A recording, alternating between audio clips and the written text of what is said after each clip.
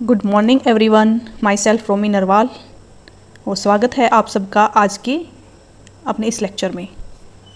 तो कल की जो क्लास थी उसके अंदर हम कर चुके हैं कि टीचिंग एप्टीट्यूड क्या होता है, टीचिंग है उसके फेजेस क्या थे, जो कि हम कर चुके हैं pre active phase, interactive phase and post active phase.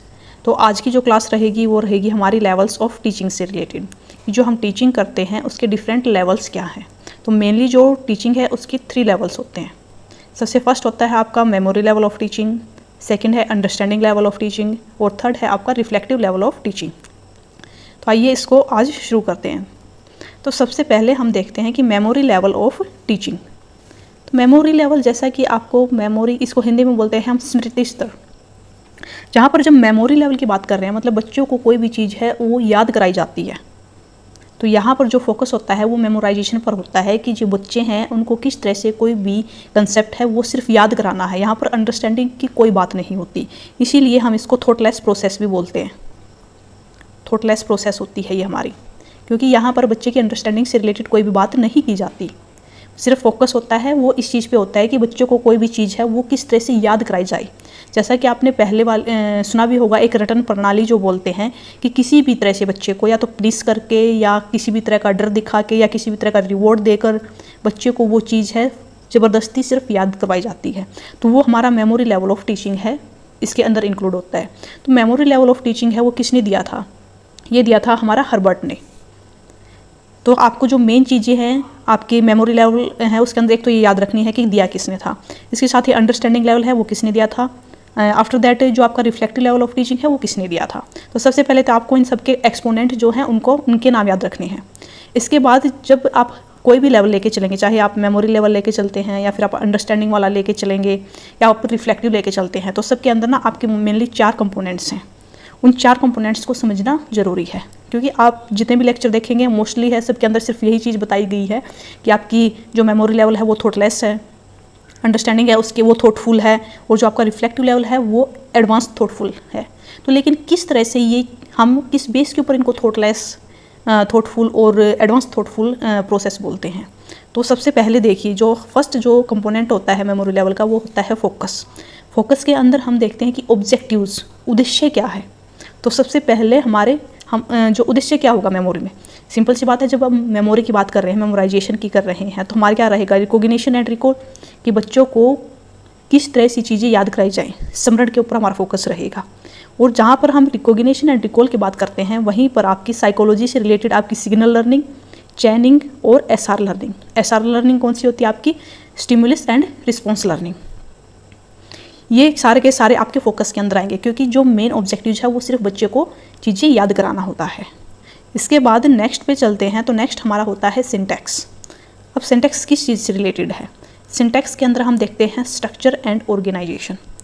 Focus के अंदर आप जैसे आप एसआर लर्निंग, चैनिंग है, आपकी कोई भी चीज़ है मतलब उसको आप आगे या पीछे लिख सकते हैं, लेकिन जब यहाँ पर स्ट्रक्चर की बात की जाती है तो यहाँ पर आप हर एक प्रोसेस है उसको स्टेप बाय स्टेप लिखेंगे। मतलब आप कह सकते हैं कि ये हमारा फर्स्ट स्टेप है, second, third, fourth and fifth. तो मेमोराइजेशन लेवल ऑफ टीचिंग के अंदर हमारे टोटल सिंटैक्स के अंदर 5 स्टेप्स इंक्लूड होते हैं। तो सबसे पहले आप सिंटैक्स में क्या कि स्ट्रक्चर क्या होगा, आप बच्चों को पढ़ाएंगे उसका एक स्ट्रक्चर किस तरह से तैयार करेंगे। तो सबसे पहले आप क्या करेंगे, स्टेटमेंट ऑफ द ऑब्जेक्टिव्स। सबसे पहले आप एक उद्देश्य लेके चलेंगे कि आपको बच्चों को कौन सा टॉपिक है वो मेमोराइज कराना है, तो आपने ऑब्जेक्टिव्स है वो सेट कर लिया।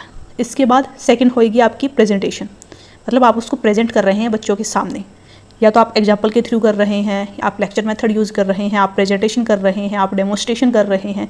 तो जो भी आपको स्टेबल लगता है उसके अकॉर्डिंग आपने जो लेक्चर है वो बच्चों को डिलीवर किया क्लास में। आफ्टर प्रेजेंटेशन नेक्स्ट स्टेप क्या रहेगा, आप कंपैरिजन एंड एसोसिएशन करेंगे। अब यहाँ पर कंपैरिजन और एसोसिएशन किसके साथ होगा? ये कंपैरिजन एंड एसोसिएशन होता है जो बच्चों की प्रीवियस नॉलेज है उसके साथ, कि बच्चों को पहले से कुछ नॉलेज थी उसके साथ आपने कंपैरिजन किया। मतलब बच्चों को हो सकता है कि जो बच्चों को पहले नॉलेज थी वो सही थी, या हो सकता है उनको कोई डाउट था, उनके कुछ डाउट क्लियर हुए हैं, तो वहाँ से क्या है उनको कुछ ना कुछ नई चीज़ है वो निकल के सामने आएगी और वो उसको सीखेंगे। इसके बाद नेक्स्ट रहेगा आपका जनरलाइजेशन, मतलब सामान्यीकरण। सामान्यीकरण जनरलाइजेशन क्या है कि जो आपने चीज़ बच्चों को समझाई है वो हर एक बच्चे के ऊपर अप्लाई हो रही है कि नहीं। इसके बाद सबसे लास्ट में हम इसका प्रैक्टिकल पार्ट करेंगे जो कि हमारा होता है एप्लीकेशन। तो एप्लीकेशन में क्या है कि हम उसको कितने बच्चों के ऊपर हमने अप्लाई करके देखा और हमें जो रिजल्ट्स हैं कितने अच्छे हमें उनसे रिजल्ट्स मिले हैं।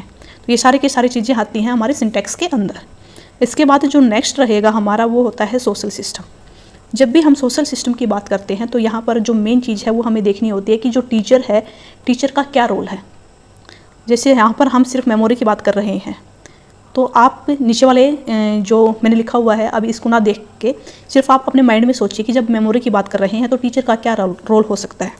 तो सिंपल सी बात है, जो टीचर है वो एक्टिव रहेगा क्योंकि उसको डिफरेंट मेथड फाइंड आउट करने हैं कि बच्चों को किस तरह से सिखाना है। तो जो डोमिनेंट रहेगा वो कौन रहेगा, टीचर। तो सबसे पहला हमारा पॉइंट क्या है कि टीचर बिहेवियर इज़ डोमिनेटेड, क्योंकि टीचर है वो एक्टिव रहेगा और टीचर एक्टिव रहेगा तो जो प्राइमरी प्लेस होगा वो भी टीचर का रहेगा। तो जो teacher occupies the primary place and people will secondary.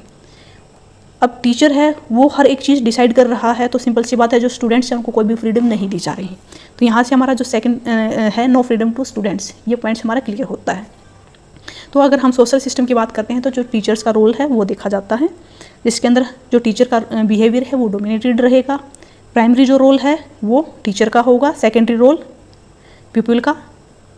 ये चीज़ हमें याद रखनी है, ये जो रोल है ये आपके मेमोरी लेवल ऑफ अंडरस्टैंडिंग के हैं। अगर हम अंडरस्टैंडिंग या रिफ्लेक्टिव की बात करते हैं तो वहाँ पर इनके रोल है वो चेंज होते रहेंगे। ठीक है, इसके बाद जो नेक्स्ट है, इसके बाद आता है हमारा स्पोर्ट्स सिस्टम। अब स्पोर्ट्स सिस्टम में आप क्या देखेंगे, स्पोर्ट्स में देखना है, स्पोर्ट्स सिस्टम में आपको देखना है कि हाउ टू इवेलुएट, कि आप मूल्यांकन किस तरह से करेंगे। आपने फोकस आपका मेमोराइजेशन पे था, बच्चों को किस तरह से चीज़ें याद करानी है। सेकेंडली आपने सिंटैक्स, आपने पूरा अपना जो लेक्चर है वो सेट किया। इसके बाद जो टीचर है, टीचर का रोल क्या था, टीचर ने अपना रोल अच्छे से प्ले किया। इसके बाद लास्ट में सबसे क्या रहेगा, हमारा मूल्यांकन, क्योंकि मूल्यांकन से तो हमें पता चलेगा कि हमारी जो टीचिंग है वो कितनी अच्छी हुई है या उसके अंदर हमें कुछ और नया ऐड करने की ज़रूरत है। तो आप मूल्यांकन किस तरह से करेंगे, तो इसके अंदर आप ओरल भी कर सकते हैं, आप MCQ भी ले सकते हैं, आप क्लोज्ड एंडेड और रिटर्न, ये 4 तरीके के जो मेथड्स हैं वो आप मेमोरी लेवल ऑफ टीचिंग है उसके अंदर यूज़ कर सकते हैं। तो ये था आपका मेमोरी लेवल। इसके बाद जब हम नेक्स्ट की तरफ चलते हैं तो सेकंड है आपका अंडरस्टैंडिंग लेवल ऑफ टीचिंग। अब अंडरस्टैंडिंग लेवल ऑफ टीचिंग के अंदर क्या क्या आएगा, तो सबसे पहले तो आपको याद करना है कि ये दिया किसने था। इट वॉज गिवन बाय मोरिजन, मोरिजन ने इसको दिया था। इसके बाद जैसे हमने सबसे पहले किया था मेमोरी में फोकस, उसके अंदर फोकस किस चीज़ पे था, बच्चों को चीज़ें याद कराने पर।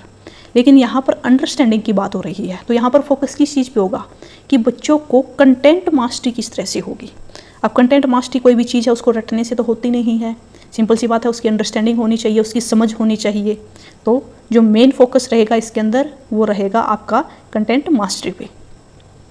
इसके बाद जो सेकंड स्टेप है सिंटैक्स, उसके अंदर आपका जो मेमोरी लेवल था उसके अंदर सबसे आप statement of the problem, objectives, आपने ऑब्जेक्टिव्स सेट किए थे। तो आपका जो अंडरस्टैंडिंग लेवल है उसके अंदर सिंटैक्स क्या रहेगा, तो सबसे पहले जो फर्स्ट स्टेप आता है आपका वो आता है एक्सप्लोरेशन का। एक्सप्लोरेशन में क्या होता है कि आप क्लास में जाते हैं, जाते ही डायरेक्ट आप कोई भी टॉपिक है उसकी स्टार्टिंग नहीं करते हैं। आप सबसे पहले बच्चों से कुछ क्वेश्चन पूछेंगे जो टॉपिक आप क्लास में करवाने जा रहे हैं उससे रिलेटेड।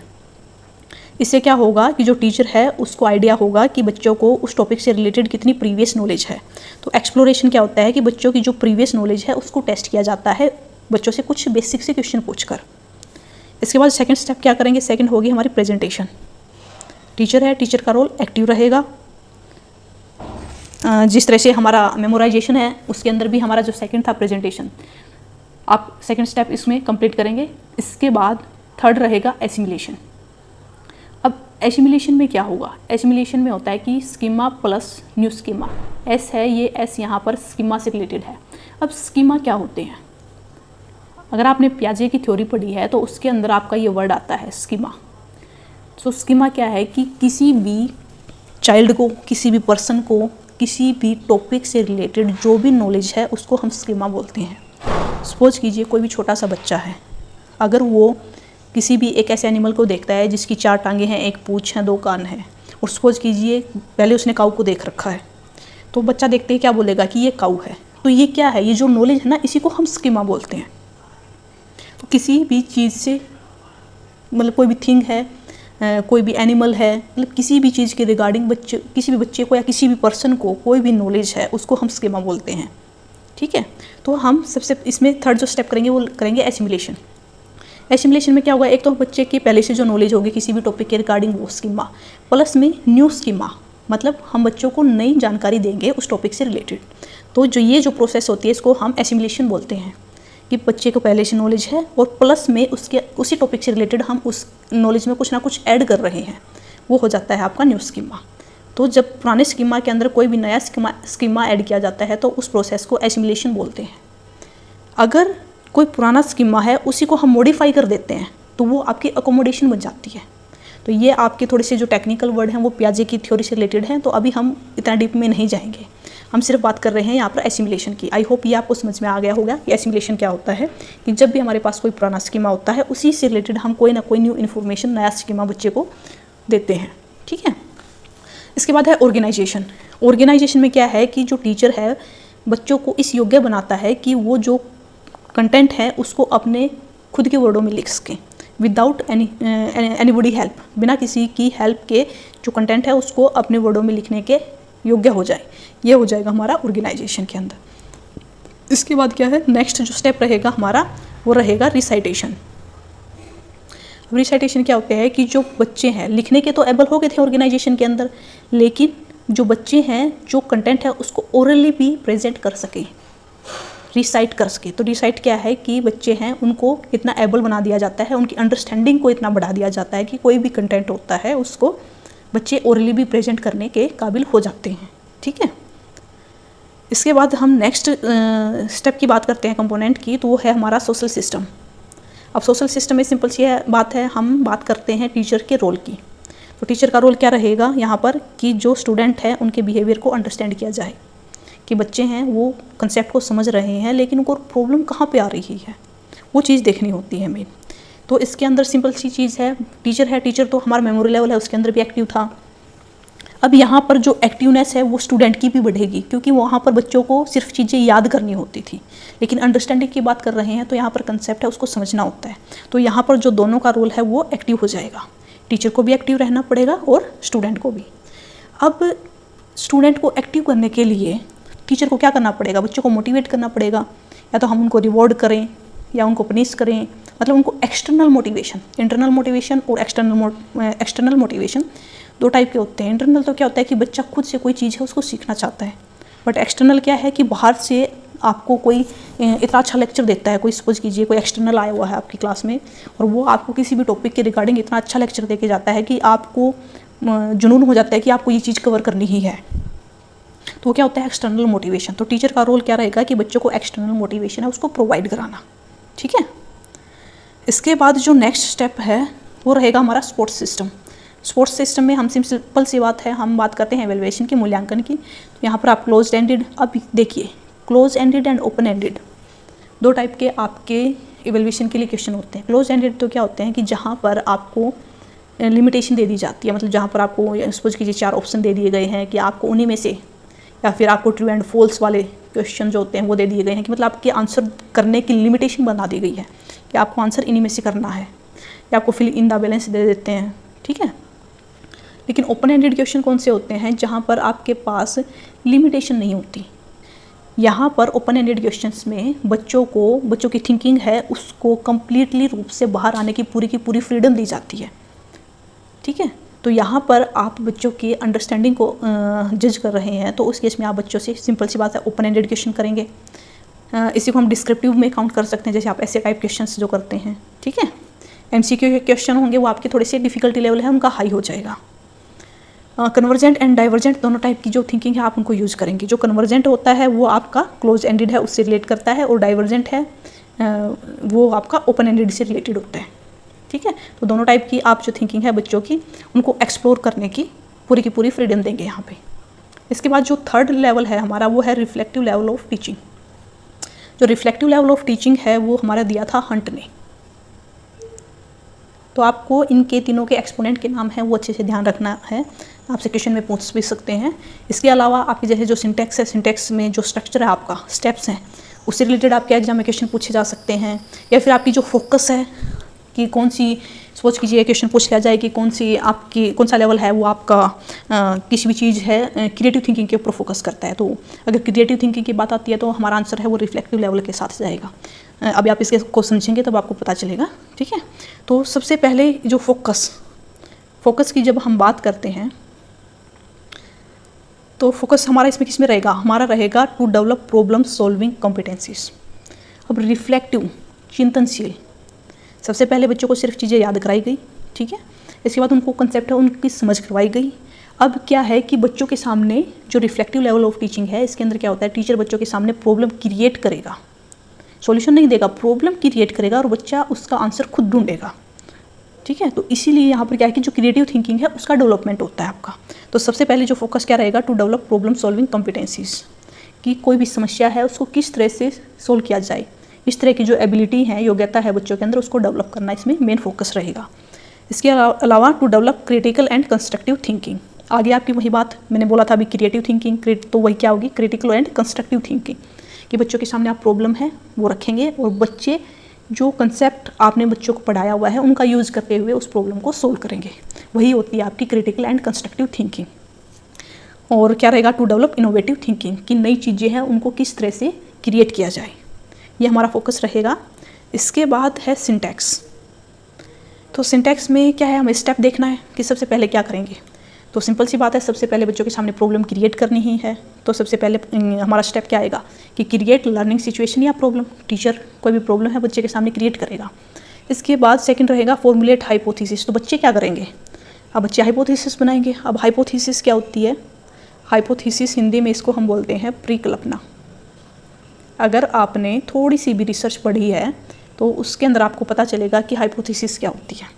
चलो मैं आपको एक थोड़ा सा सिर्फ हाइपोथेसिस के बारे में थोड़ा सा बता देती हूँ कि जब भी आपके सामने कोई प्रॉब्लम आती है, ठीक है, और आपको ये लगता है कि इस प्रॉब्लम के ये 2 या 3 4 जितने भी हो सकते हैं कि ये सॉल्यूशन हो सकते हैं, ठीक है, तो उसी को हम हाइपोथेसिस बोलते हैं। कि किसी भी प्रॉब्लम है उसके जो हम सॉल्यूशन बनाते हैं, टेंटेटिव सॉल्यूशन, कि कोई भी प्रॉब्लम है इसके हमारे या तो हम बोलते हैं कि ऐसी सिचुएशन है, ये प्रॉब्लम है, तो हमारे पास सिर्फ 2 ही ऑप्शन है, तो वो जो ऑप्शन होते हैं ना उसी को हम हाइपोथेसिस बोलते हैं। तो सबसे पहले प्रॉब्लम है, फिर हम बच्चे क्या करेंगे, फॉर्मुलेट हाइपोथेसिस बनाएंगे, ठीक है। इसके बाद collect data to verify hypothesis. अब जैसे आपने बोला कि हमारे पास तो सिर्फ 2 ही ऑप्शन है, मीन्स आपके पास 2 हाइपोथेसिस हैं। अब उन दोनों हाइपोथेसिस में से आपको कौन सा चूज़ करना है, मतलब कौन सा आपके लिए सही साबित होगा, उसको चेक करने के लिए आपको क्या करना पड़ेगा, आपको डाटा कलेक्ट करना पड़ेगा। मतलब आपको इन्फॉर्मेशन लेनी पड़ेगी, आपके कोई रिलेटिव है वहाँ से, आपके टीचर की हेल्प लोगे, आपके कोई सीनियर है वहाँ से लोगे हेल्प, ठीक है। तो मतलब क्या करेंगे, आप डाटा है उसको कलेक्ट करेंगे अपने जो हाइपोथेसिस है उसको वेरीफाई करने के लिए, ठीक है। और जो सबसे लास्ट है उसके अंदर क्या करेंगे, आप आपकी हाइपोथेसिस है उसको टेस्ट करेंगे, मतलब जो आपने ऑप्शन सेलेक्ट किए थे उसमें से कौन सा आपके लिए बेटर शूट कर रहा है, आपका रिजल्ट्स क्या आया, ठीक है। तो ये रहेगा आपका इस केस में सिंटैक्स। इसके बाद हम टीचर के रोल की बात कर रहे हैं, मतलब सोशल सिस्टम की। तो यहाँ पर सिंपल सी बात है, बच्चों के सामने सिर्फ प्रॉब्लम क्रिएट की जा रही है और बच्चों के ऊपर कोई भी बाउंडेशन नहीं है कि आपको कोई पर्टिकुलर मेथड है इसी से प्रॉब्लम को सोल्व करना है, ऐसा कुछ भी नहीं दिया गया है, सिर्फ बच्चों के सामने प्रॉब्लम रखी गई है। तो इसके अंदर जो बच्चे हैं उनको, स्टूडेंट्स हैं, उनको फुल फ्रीडम दी जाती है, ठीक है। तो फुल फ्रीडम, अब बच्चे खुद से प्रॉब्लम को सोल्व करना चाहते हैं तो जो मोटिवेशन हो जाएगा कौन सा होगा, सेल्फ मोटिवेशन, या हम बोल सकते हैं इंटरनल मोटिवेशन। जबकि अंडरस्टैंडिंग लेवल की बात कर रहे हैं तो वहाँ पर हमारा एक्सटर्नल मोटिवेशन था। तो ये जो आप कंपैरिजन लेके चलेंगे, अगर आप कंपैरिजन के थ्रू इन तीनों जो लेवल्स ऑफ टीचिंग है इनका थोड़ा सा अगर आप ग्राफ के थ्रू या जो कंपैरिजन करते हैं लाइंस के थ्रू, अगर वैसे लेके चलेंगे तो आपको बेटर अंडरस्टैंडिंग होगी। जो भी पॉइंट्स आते हैं मैं आपको साथ साथ बताती चल रही हूँ, जैसे कि इसके अंदर सेल्फ मोटिवेशन की बात हो रही है रिफ्लेक्टिव में, लेकिन आपकी अंडरस्टैंडिंग की है तो वहाँ पर आपको एक्सटर्नल मोटिवेशन की बात की जा रही थी। फ्रीडम यहाँ पर फुल फ्रीडम दी गई है, लेकिन मेमोरी जो लेवल ऑफ टीचिंग है उसके अंदर कोई भी फ्रीडम नहीं है।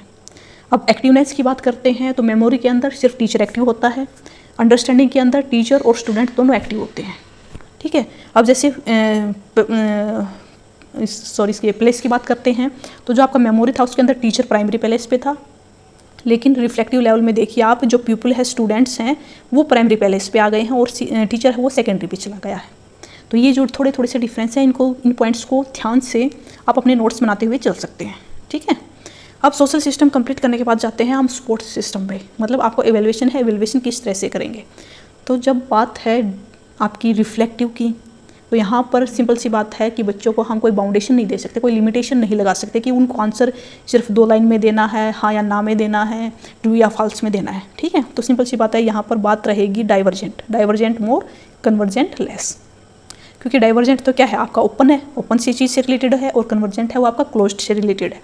तो आपका जो रिफ्लेक्टिव लेवल ऑफ टीचिंग है, इसके अंदर जब भी हम एवेल्युएशन करते हैं तो मोस्टली हम जो डाइवर्जेंट है, ओपन एंडेड क्वेश्चन है, उनका यूज़ करेंगे, ठीक है। तो ये थे हमारे तीनों के तीनों levels of teaching. I hope आपको समझ में आ गया हो। अगर किसी भी लेवल में अगर आपको कोई भी कन्फ्यूजन है तो प्लीज़ वीडियो को दोबारा से देखिएगा और साथ में नोट्स बनाते हुए चलिएगा। ये आपके डेफिनेटली आपकी हेल्प करेगी इस एग्ज़ाम में, और आपके लेवल्स ऑफ टीचिंग से रिलेटेड एग्जाम में क्वेश्चन आते ही हैं, क्योंकि मैंने प्रीवियस ईयर क्वेश्चन पेपर देखे हैं।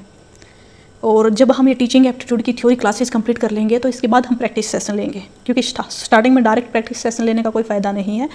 तो जब तक आपको उस चीज़ की नॉलेज नहीं होगी, तो उसके अंदर जब हम करेंगे प्रैक्टिस सेशन में, तो आपके सामने इसी से रिलेटेड जब 1-2 क्वेश्चन आपको देखने को मिलेंगे तो आपको अच्छे से समझ में आ जाएगा, ठीक है। और इससे रिलेटेड अगर कोई भी क्यूरी है तो प्लीज़ कमेंट सेक्शन में लिखिएगा। And thank you to all, thank you so much.